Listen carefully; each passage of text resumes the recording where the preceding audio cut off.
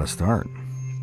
I'm sitting on board the sea monk. I mean, what's left of it.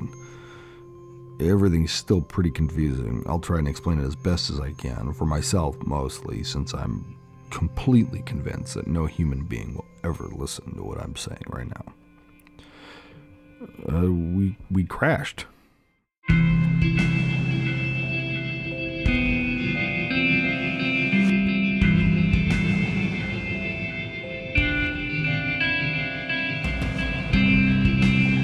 Now, the Daedalus is an underwater base of operations. It's about 3,000 or 4,000 feet underneath this sea. And Sebastian had had all kinds of stomach troubles. We didn't realize how serious they were, but he was diagnosed with colon cancer on the Daedalus. That was the first rocky start to our expedition on the Sea Monk, and that was only a couple of days before we left.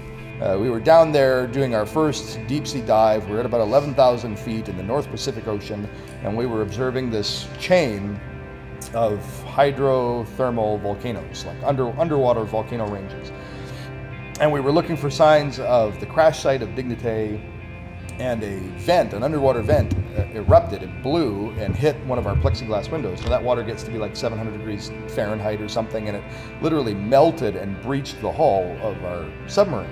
And so the Sea Monk was blown sideways, and it started filling up full of water, and there was just chaos, panic.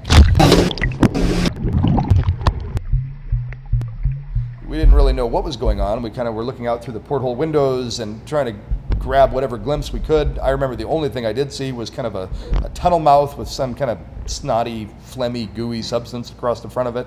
And then we were bolting through this tunnel, going up and tumbling around. I mean, it was like a roller coaster from hell.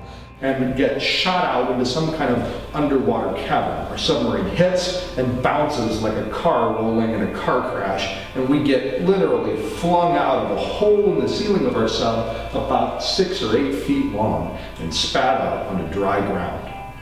And there's light coming from hundreds of little pools in the floor.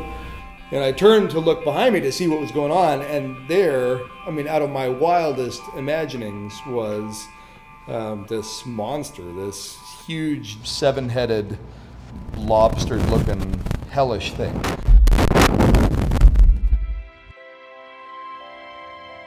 And I was the first of us to look around and see that we were in a kind of underwater city, a civilization, for lack of a better term.